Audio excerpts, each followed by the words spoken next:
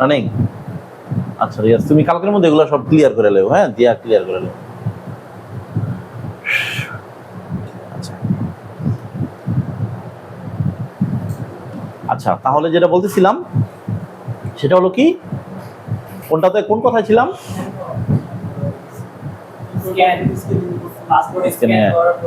তো আমরা কি হ্যাঁ সার্চ করে দেখবে, কথাটা মনোযোগ দিয়ে শোনো, সার্চ করে দেখবে এত সময় মানুষের বর্তমান সময় নাই। মানুষ এখন শর্ট জিনিস পছন্দ করে, মানুষ লং জিনিস এখন কম পছন্দ করে। এই জন্য আমাদের ভিডিওগুলো আমরা আরো চেষ্টা করি শর্ট বানাইতে। এই জন্য তোমার দেখবা যে আগে মানুষ একটা 2 ঘন্টার ছবি দেখতো, এখন মানুষ কি করে ওই ছোট ছোট ক্লিপ দেখে ছবি পুরো দেখতে লায় মনে মনে। কথাটা বোঝা নেই? ওটা দেখে মানুষ আনন্দ পায়। ছোট এখন দেখবা মানুষের রিলস ভিডিওর বেশি, লাইক বেশি। মূলত মানুষের ব্রেন ডে হয়ে গেছে, শর্ট টাইম জিনিস পছন্দ করে মানুষ, লং টাইম জিনিস এখন পছন্দ করে না। আজকে এই সরকার ভালো, কালকে এর কাছে ভালো লাগবো না, ব্রেন ডে এরকম হয়ে গেছে। এখন আমাদের কি, আমাদের কাজ কি? সেল করা। আমাদের ফাইনাল গোল কি? সেল করা। তাহলে আমরা আমাদের গোলকেও ডাইনামিক করে ফেলবো। আমরা আমাদের গোলকে কি করবো? ডাইনামিক করে ফেলবো। ডাইনামিক মানে যখন যেমন তেমন, যখন যেমন তেমন, যে যুগ সেই যুগের মতো। আর আমি যদি আমাকে নিজেকে ডাইনামিক করতে না পারি, আমার সেলস স্ট্র্যাটেজিকে ডাইনামিক করতে না পারি, আমার সেলস পার্সনদেরকে ডাইনামিক করতে না পারি, তাহলে কি হবে জানো? যুগের সাথে তারা তাল মিলিয়ে চলতে পারবে না, তারাও ড্রপ হয়ে যাবে। অনেক প্রতিষ্ঠান অনেক বড়, হঠাৎ করে তারা ড্রপ ডাউন খাওয়া যায় একমাত্র এই কারণে। কি কারণে? তাল মিলিয়ে চলতে পারে না, ডাইনামিক যুগ সে মেনে নিতে পারে না। ধরো আমার যে বয়স 30 বছর বয়স, অনেক বন্ধুই আমার আছে ধরো ChatGPT ইউজ করে না এবং ইউজ করাটা পছন্দ করে না, কারণ আমিও করলাম না, কাজ হইব? এখন মনে করো এটি তোমাকে যুগে পড়ে গেছে, তোমরা ইউজ করলা। আর আমার বয়সে একটা লোক বা আমার থেকে আরো 2-4 বছর বয়সী লোক, সে ইউজ করতে পারতেছে না, সে তাহলে এটার সাথে তাল মিলায় নেয়, তার তো একটা পোস্ট লিখতে অনেক সময় লেগে দেবো, ঠিক কিনা? একটা ভিডিও ধরো মেক করা আছে, ভিডিওর ইটা কেমনে সঠিক করতে হইব, মানে ভিডিওর তোমার ডিটেলস কি দিতে হইব, টাইটেল কি দিতে হইব, এটা ভাবতে ভাবতে দিন শেষ।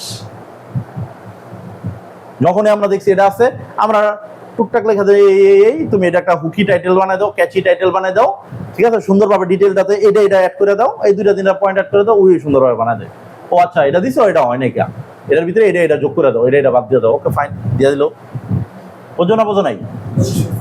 তাহলে আমরা যেটা বলতে চাচ্ছিলাম যে আমাদের এই মার্কেটিং ব্যাপারটাকেও ডাইনামিক করে ফেলতে হবে। ওই শর্ট টাইম এটা আমাদের হিসাব করতে হবে।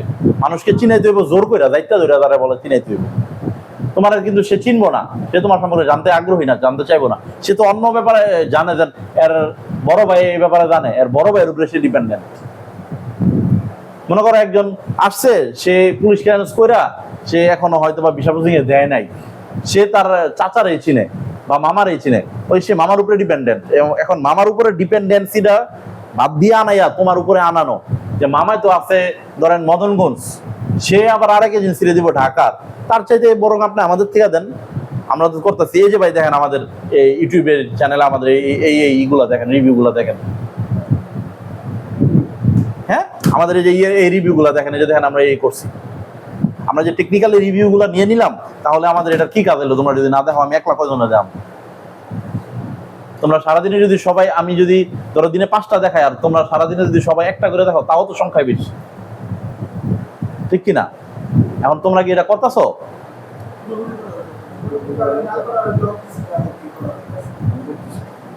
করতেছো না, মানে ওয়ান কাইন্ড অফ নায়ের ভিতরে আছো। আমি তো জানি কি করতেছো না, বুঝো নাই?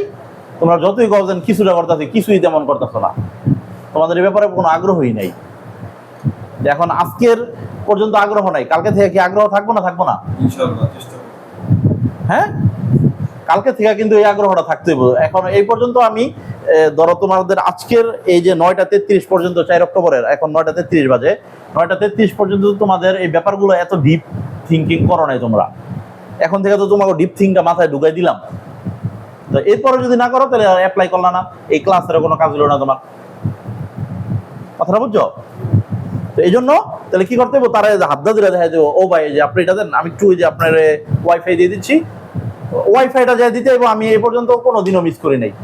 যে আমার তোমার ওয়াইফাই নিতে আসে, যে আমার থেকে কি ওয়াইফাই এর পাসওয়ার্ড নিতে হয়, ভাই আমার মোবাইলে নেট নাই, আমি হুদাই কইবে আপনার মোবাইল কাজ করতেছে না, আপনার মোবাইল আমার এখানে যেহেতু ডুয়াল ব্যান্ডেরই, আমরা এটা খুব একটা কাজ করবো না, দেন আপনার ওয়াইফাই দিয়ে দিই। ওয়াইফাই দিতে গিয়া এর আমি লগে লগে তোমার ইউটিউবে ঢুকিয়া সার্চ দিয়া সাবস্ক্রাইব প্লাস দিয়ে দিলাম, মানে বেল আইকনে ক্লিক করে দিলাম।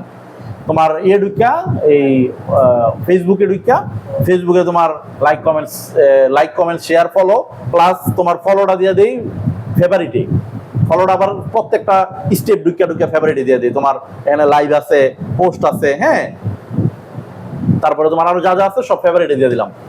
সময় থাকলে প্রয়োজনে চ্যাটজিপিটি থেকে রিকমেন্ডেশন লেখা, সে একটা কিছু করছে যেন আমার নামে এই তার নামে একটা তুমি গুগলের একটা দাও, এই কি বলে রিভিউ লিখে দাও, তো সে সবকিছু লিখে দিল। কথাটা বুঝছো? তো এইভাবে আমরা কি করি, এইভাবে আমি এই প্রত্যেকে দেখবা যে আমাদের রিভিউ আছে 61টা 61টার মধ্যে আমার মনে হয় 1জন বা 2-3 জন নিজে দিচ্ছি, আর বাকি সবাই আমি হয় নিজে দিয়ে দিচ্ছি। বলতে আমার লজ্জার কিছু নাই। অনেক বড় পেজ ঢুকে দেখবে একটাও রিভিউ নাই। রিভিউ থাকা মানে তোমার সুনাম অন্য করছে, তোমার সুনাম কি করছে, অন্য করছে। অন্য যে সুনাম দিয়ে আমার এখানে করছে ওগুলো ম্যাক্সিমামই সত্য ঘটনা আবার, কিন্তু হ্যাঁ তো লিখবো না, হ্যাঁ কি লিখবো না, তাহলে কি করবো? কিছু করার নাই। হ্যাঁ আমার আরো সময় দিতেছে, কথা বলতেছে, ভাই আপনার মোবাইলটা একটু খুলে দেন তো, আমাদের সাথে কানেক্ট করে দিই। হুদয় আমার সাথে কানেক্ট করে দেয়, আসলে তো কানেক্টই করে দিতেছে। যেটা সত্য ঘটনা রিভিউ সে আমাদের থেকে এই গেছে লিখে দিলাম, সে তো লিখবো না। এত ভিতরে ঢুকে তোমার রিভিউ দিবে, আর এত ঠেকা পড়ে নাই, যারা বলে ঠেকা মনে করতেছে না। ধরো তুমি উপকার করছো, সে তো ভাবতেছে আমি তো টাকাই নিছি, প্রফিট করছি, সে কেন আমার এখানে লিখে দিব? দাতব্য প্রতিষ্ঠান তো আর না, তারা তো আমরা ফ্রি দিতেছি না, সে এটা ভাববই। আর ভাবনাটাও স্বাভাবিক। তুমি কয়জনের লেখছো? তোমারও তো অনেক মানুষ উপকার করছে, অনেক প্রতিষ্ঠান উপকার করছে, তুমি কি লেখছো? এখন আমাদের প্রয়োজনে, আমাদের যখন দরকার, তাহলে আমরা এটা লেখাবো না? কথা বুঝো না? এটা কিন্তু ভেরি ডিপ থিঙ্কিং কথাটা খুব হালকা মনে হইতেছে আমি বলতেছি দেখা। তোমাদের সামনে যদি আবার ডম সামদানি আইয়া কথা বলতো, মনে করতা কি জানি কথা, একই কথা, বুঝো নাই? তোমাদের সামনে যদি বড় কর্পোরেট একজনের দাঁড় করাই দিতাম, মনে করতা কি জানি কথা। খুবই ভেরি ডিপ থিঙ্কিং কথা বলতেছে। নিজের দরকারে নিজের এগুলো করতেই হবে, নিজেদের দরকারে নিজেদের এগুলো করতে হবে। এখন তাহলে তোমার লাভ কি? এটা তো তুমি যখনই মনে করবা যে এটা তো আমি কইরা আমার কোনো ফায়দা নাই, আমি তো মাস শেষে বেতন পাইতেছি, আমি মাস শেষে একটা বেতন পাইতেছি বা পাইতেছি না, হ্যাঁ, তো আমার তো ফায়দাটা আলটিমেটলি মনে হয় আমার বসেই পাইতেছে। এরকম ভাবনাতে যতদিন তুমি ডুবে আসো, তোমার কোনোদিন প্রোগ্রেস হবে না, তোমার কোনোদিন কি হবে না, প্রোগ্রেস হবে না, উন্নতি হবে না। সঠিক উন্নতি বলতে যেটা বুঝায়, ওটা তোমার কোনোদিনও হবে না। মানুষ অনেক সময় চাকরি করতে অনেক উপরে যায়, চাকরি করতে মানুষ 2-3 লাখ টাকার বেতনেরও ব্যবস্থা হয়ে থাকে। সে দেখা গেছে যে মার্কেটিং খুব ভালো পারে, তার ইন্টেলের মার্কেটিং ম্যানেজার বানায় দিল, ধরো বাংলাদেশের এসপির মার্কেটিং ম্যানেজার বানায় দিল। আমার সাথে ফেয়ার করতো এক ছেলে, ওর নাম নাফিস কি জানি, আমিও একটা অফিসে হইয়া তোমার ফেয়ারে করছি, মানে স্টলে আমি সেলস পার্সন হিসাবে আছি।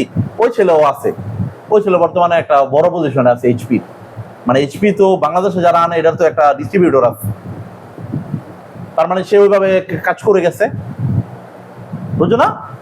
মার্কেটিং এরই, সেলসেরই আমাদের আলটিমেট গোল কি? সেলস করা। কথাটা বুঝতে পারছো? আচ্ছা, and then what is follow up? What is কি follow up? ওই যে আমরা বলি না যে ডাক্তার দেখাইলাম, what is follow up? লেখো সবাই, what is follow up? What is follow up? আমরা ডাক্তার দেখাই কিনা? ডাক্তারে বলে না দেন ভাই 1 সপ্তাহ পরে আসবেন, বলে কিনা? এটাও একটা ফলো আপ। এটা ডাক্তারে তোমার ফলো আপে রাখলো, এই ফলো আপে রাখাটাও তার লাভ। এখন আমাদের কাজ কি? আমাদের এখানে তো মানুষ শর্ট টাইমের জন্য বিভিন্ন সেবা নিতে আসে। হইতে পারে তোমার কাছে একটা টিকিটের দাম জানতে চাইছে, তুমি তারা জানাইলা না, অথবা তুমি তারা জানাইলে আর খোঁজ নিলা না।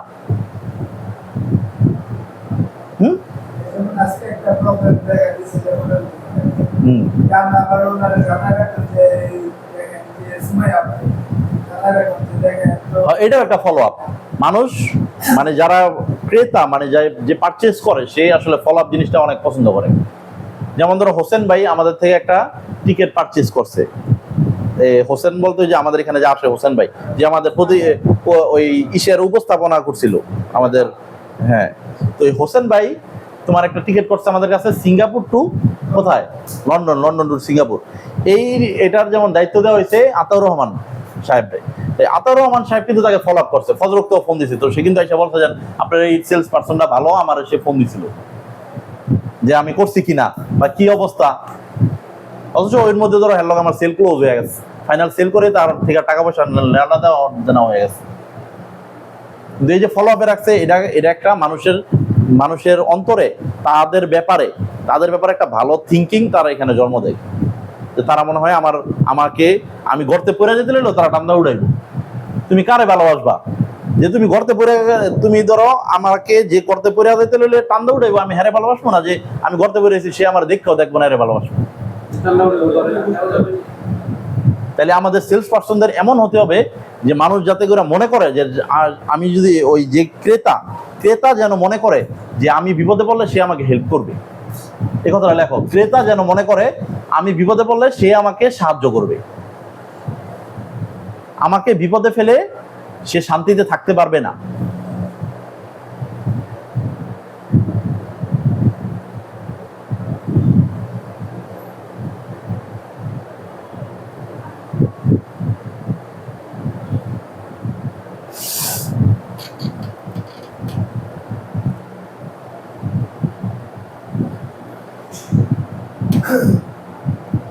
কথা বুঝছো?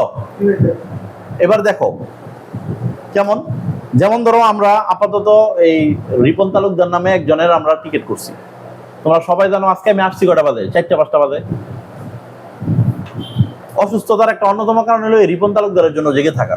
রিপন তালুকদারের ফ্লাইট হলো সকাল 8টা বাজে, এর যে আমরা টিকিট করেছি 5টা মানুষের, সে তো নিজের নাইলে পুরুষ মানুষ, সবই তো বাচ্চা। এখন বাচ্চা লইয়া তোমার এখানে একটা রুলস আছে, বিমান বাংলাদেশে টিকিট করলে, বিমান বাংলাদেশে আপনি শোনেন আতাউর রহমান সাহেব, বিমান বাংলাদেশে টিকিট করলে টিকিটটা হইতে হবে এক single PNR round trip. Single PNR কি ট্রিপ? রাউন্ড ট্রিপ মানে কি? রাউন্ড ট্রিপ মানে কি? যাওয়া আসা। এখন এই লোকের যখন টিকিট করতে যাই আমরা রাউন্ড ট্রিপ, তখন তোমার 5 জনের জন্য রাউন্ড ট্রিপের টিকিট শো করে 5 লাখ প্লাস। এখন একটা মানুষ 5 লাখ প্লাস দিয়া সিঙ্গাপুর মালয়েশিয়া টিকিট করবো, এটা একটা তারও তো সাহসেরও ব্যাপার, আমারও তো একটা ব্যাপার যে আমার কাছে আসছে, আমি তারা সস্তায় করে দিতে পারতেছি না। তো তাকে আমি অনেক সার্চ মার্চ করে দেখলাম যে একটা ওয়ে আছে যে সে হয়তোবা ওই ট্রানজিটে যেতে পারে। ট্রানজিট কি? এয়ার ইন্ডিয়া ট্রানজিট, ইন্ডিয়াতে 11 ঘন্টা। তো সে প্রথম রাজি হয়ে গেল একটা পর্যায়ে, তো পরে আবার বলো যে ভাই পোলামেন প্যান করবো, আমার মনে ট্রানজিট না দিয়ে কোনোভাবে দেন, ডাইরেক্ট বিমান দেন। যাওয়ার সময় ট্রানজিট দিছিলাম, আসার সময় ট্রানজিট দিছিলাম, আরো কিছু টাকা হয়তো কম লাগতো, খুব বেশি কিছু না। তো পরে দেখলাম, পরের দিনই সার্চ করে দেখলাম যে বিমান বাংলাদেশে আছে, ডাইরেক্ট গেলেও তার ট্রানজিট থেকে হয়তো 20-30 হাজার টাকা বেশি যাবো। আর আসারটা তার ট্রানজিটে না আসে, ডাইরেক্টে আসলে তার হলো তোমার 6,000 টাকার মতো বেশি লাগবে। তো মোটামুটি ধরো 30,000-35,000 টাকা বেশি খরচ, কিন্তু দুইটাই হইতেছে ডাইরেক্ট বিমান। কি বিমান? বাচ্চা কাচ্চা নিয়ে ট্রানজিট করাটা একটু ঝামেলা, কথাটা বুঝতেছো? তোমাদের কিন্তু বুঝার কথা, তোমরা তো এখানে আসো। তো এখন এখানে একটা বড় ধরনের ভয়ঙ্কর ব্যাপার হইলো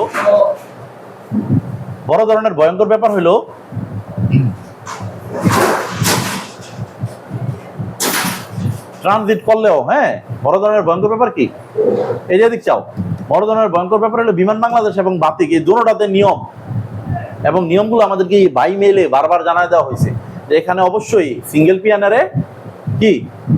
পিএনআরে রাউন্ড ট্রিপ হইতে হবে। সিঙ্গেল পিএনআরে কি ট্রিপ হইতে হবে? Round trip. সিঙ্গেল পিএনআরে সিঙ্গেল ট্রিপ হলে কাজ হবে না। তো এরে আমরা যখন দেখলাম আর কোনো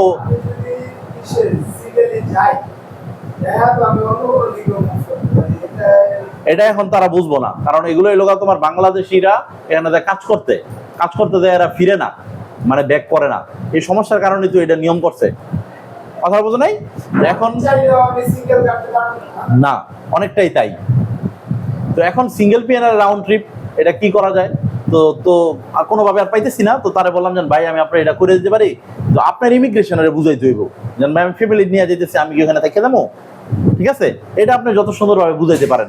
আর এমনও আছে ইমিগ্রেশন দেখেই বুঝবো যে এক পিএনআর যেহেতু এতগুলো মানুষ আর ফ্যামিলি, এরা তো থাকবো না, এরা কি থাকবো না, এরা চলে আসবো, আপনার ছেড়েও দিতে পারে, কিন্তু এটা আল্লাহর উপরে, আমি পুরোপুরি আপনার নিশ্চয়তা দিতে পারি না। আপনার জানি না বুঝে যদি ইয়েস কম, তাহলে আমি টিকিট ইস্যু করবো, নাহলে বাদ দেন, আপনি ওই 5 লাখ টাকা টিকিট করেন।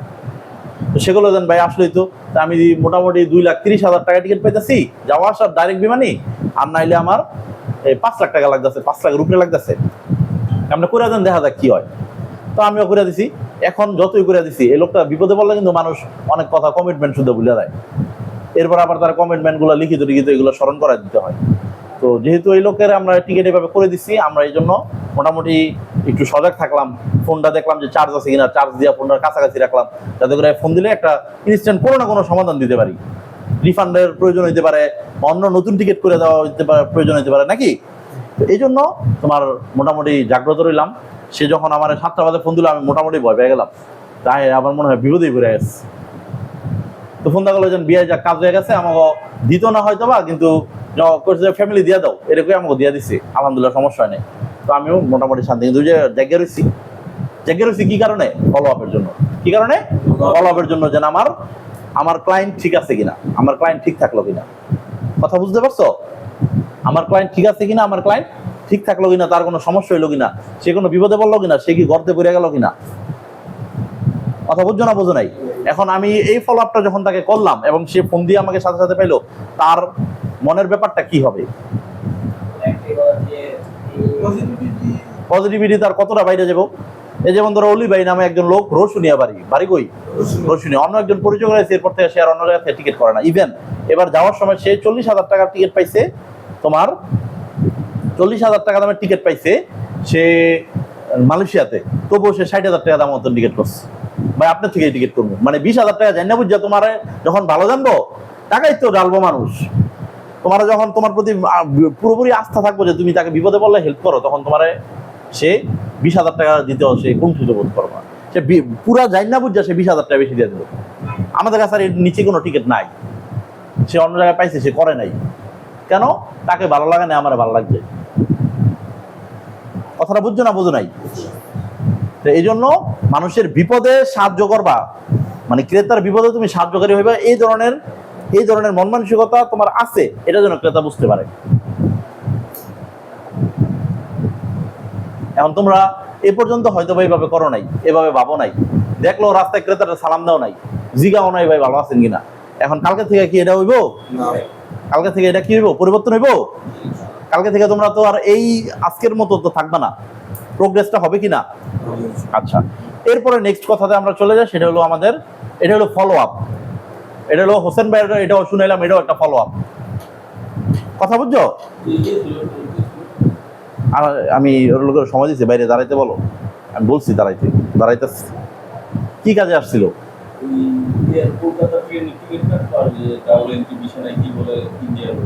একটু দাঁড়াতে বলো, এটা এমনি সময় একটু দাঁড়াতে বলো। আচ্ছা, তারপরে কি? Sale close. কি সেল ক্লোজ? সবাই লেখো সেল ক্লোজ।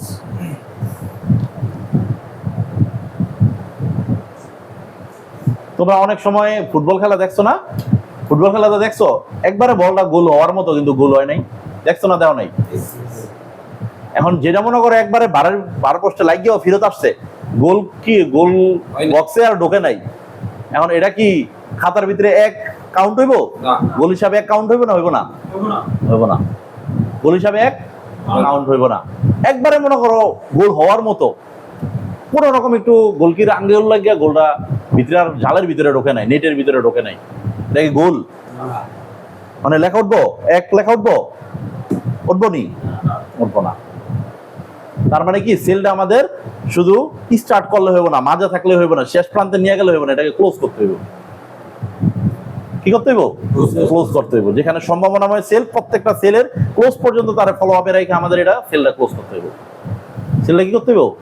ক্লোজ করতে হইব। ফাইনালি তার এই সেলটা করতেই হইব কোনো না কোনো মূল্যে। টার্গেট রাখতে হবে যে আজকে আমার এই ব্যাপারটাতে ফলো আপে রাখা দরকার, এই সেলটা করা দরকার, এই ব্যাপারে সেল আমার হবেই। বা আমার কতদিন আগে ও বলছিল বা ও প্রসেসের কথা বলছিল, ওকে আমি এটা জানাই দিলাম। বিষয়টা বুঝতে পারছো? কথাটা বুঝতে পারছো? তাহলে সেলটা আমাদের কি করতে হবে? ক্লোজ করতে হবে। কথার মাঝে থাকিয়া, কিনারে থাকিয়া, মধ্য প্রান্তে থাকিয়া এটা কোনো লাভ নাই, কোনো কি নাই? লাভ নাই। এবং আমাদের এখানে অনেক বড় বড় ভুল হয়ে যায়, আমারও ভুল হয়ে যায়। সেটা হলো আমরা বুঝতে পারি না যে কে আসলে কিনবো, কে আসলে কিনবো না। এটাও চোখ দেখা বোঝা জরুরি। হ্যাঁ, একটা মানুষের অঙ্গভঙ্গি দেখা, মানুষের কথাবার্তার ধরন দেখা বুঝতে হবে যে না আসলে এই লোকটার কথাই কি এরকম কিনা। এ লোক হয়তো বা কিনবে, কিন্তু তার কথাটাই মনে হয় এরকম, তবুও তারে আমি সময় দিই, ফলো আপে রাখি, তাহলে হয়তো বা সে আমার থেকে কিনবে। এটাকে বলে sale close, final sale close করতে হবে। ফাইনালি ওই গোলকিপারের হাত ডিঙাইয়া, হ্যাঁ, ওই নেটের ভিতরে বলটা ঢুকাইতে হইব। নেটের ভিতরে বল ঢুকালে না, এটার এই কোনো দাম নাই। হয়তোবা তুমি অবশ্যই কিছু এক্সপিরিয়েন্স গেইন করলা, সেই জন্য তুমি কি করবা, সেল ক্লোজটা তোমার ফাইনাল টার্গেট থাকতে হবে, এইটার অনুযায়ী ফলো আপ করতে হবে। এইভাবে তোমার টার্গেট ক্লায়েন্ট খুঁজে বের করতে হবে, এই ওয়েতে টার্গেট ক্লায়েন্ট খুঁজে বের করতে হবে। আজকের এই আলোচনার মাধ্যমে তোমাদের কাছে কি এই ব্যাপারগুলো ব্রেকডাউনে ক্লিয়ার হয়েছে না কিছু? কালকে থেকে তোমাদের অ্যাক্টিভিটির মধ্যে পরিবর্তন আসবো, ইনশাআল্লাহ। অ্যাক্টিভিটির মধ্যে পরিবর্তন আনতে হবে। যে যে কাজে আসুক তাকে তোমার এই আমাদের কথাকে কিনাতে হলে কি করতে হবে? চিনাতে হবে। তুমি কি করো এটা আগে সবার চিনাইতে হইবে, এর কোনো বিকল্প নাই। আমি একলা চিনাইলাম আর তোমরা চিনাইলে, সবাই মিলা চিনাইলে ব্যাপারটা এক না।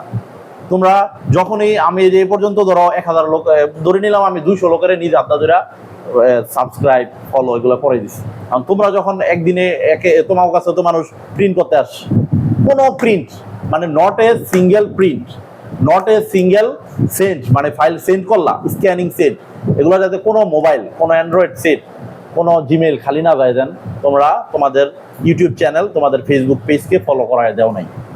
তোমার একবারে কোর লেভেলের টার্গেট ক্লায়েন্ট হলো এরা, কারণ এরাই তো তোমার এলাকার। তারপরে না তুমি দূরের গুলা পাইবা, ঠিক না?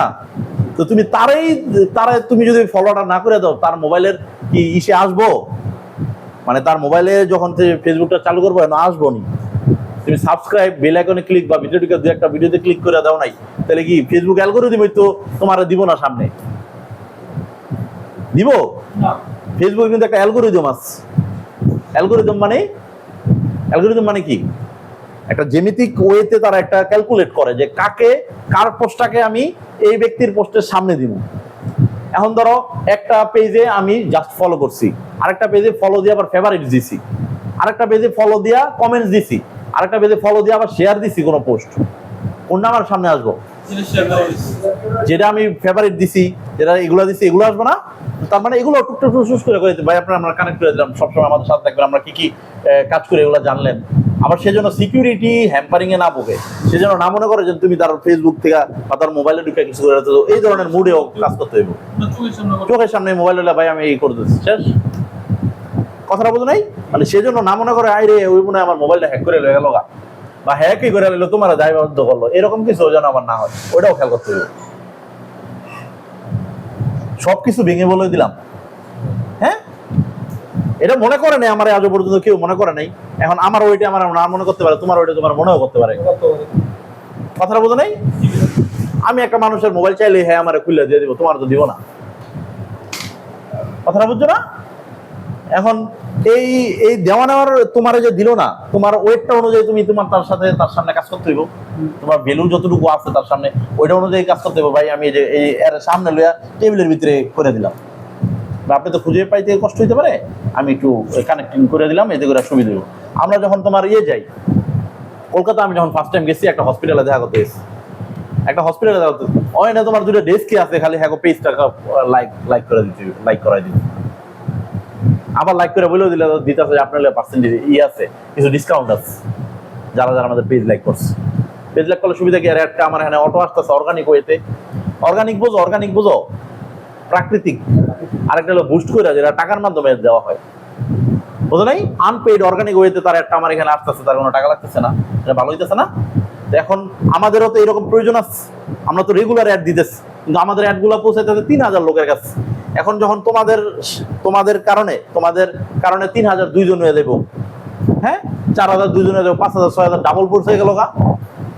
এখন এই ডাবলটা আমরা আরো কয়দিনে দেখতে পাবো? সারাদিনে তোমাদের কাছে তো অসংখ্য মোবাইল আসে যে আমার মোবাইলে একটু ওয়াইফাইটা কানেক্ট করে দেন, হ্যাঁ আমার মোবাইলে এটা সেন্ড করে দেন, বা ওই মোবাইলে এটা সেন্ড করে দেন। বুঝছো কি বুঝো নাই?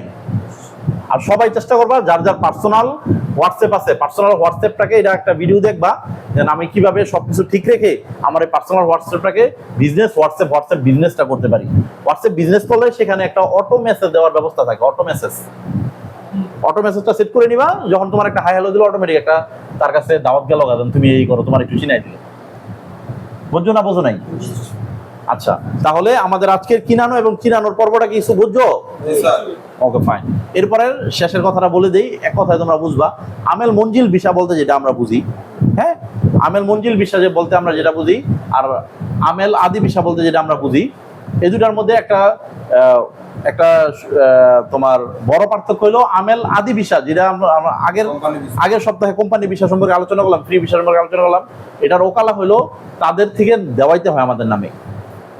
আর আমেল মঞ্জিল ভিসার পার্থক্য হলো আমাদের থেকে তাদের নামে আমরা ওকালা ইনভাইট করি, মানে আমরা তাদেরকে ইনভাইট করি, ওরা ইনভাইট করে। ওটা তারা আমাদের লাইসেন্স নাম্বার নিয়ে আমাদের নামে ওকালা পাঠায়, আমেল আদি ভিসা। আর মঞ্জিল হলো সে ভিসা দিলে তার থেকে আবার আমরা তার আইডি কার্ড নেই, তার ব্যাংকের ডকুমেন্ট নেই, নিয়ে আমরা এখান থেকে সার্ভারে এন্ট্রি করে দিলে তার ওইখানে একটা অফিসের কাছে দায়িত্ব দেয়, সেই অফিস থেকে তার সাথে যোগাযোগ করে যে আপনি কি এই যাত্রী নিতে চান? হ্যাঁ নিতে চাই, কাম শেষ। এটা রেখে ওকালা, বুঝছো না? এই পার্থক্য, আর বাকি সব এক। বাকি সব কি এক। এলো আমেল মঞ্জিল আর আমেল আদি ভিসার পার্থক্য, মূল পার্থক্য। একটা হলো তারা আমাদের লাইসেন্সের উপর ওকালা দেয়, মানে আমাদেরকে অনুমতি দেয়। আরেকটা হলো আমরা অনুমতির জন্য তাকে প্রস্তাব পাঠাই, যেন আপনি কি এখানে অনুমতি দিচ্ছেন কিনা, তখন আমরা অটোমেটিক অনুমতি পাইয়া বাকি কাজগুলো করতে পারবো। হ্যাঁ, তাহলে আজকের মতো এখনো 10টা বাজে না, এখানেই শেষ। হ্যাঁ, তাহলে তোমরা বাসায় যাও এবং কালকে থেকে তোমাদেরকে যেন অন্য রূপে দেখতে পাই, এবং বাকি বিতর্ক তো সব বিষয়ে বলে দিচ্ছি, কিভাবে তার ট্রাস্ট ধরে রেখে তোমরা কাজ করবা।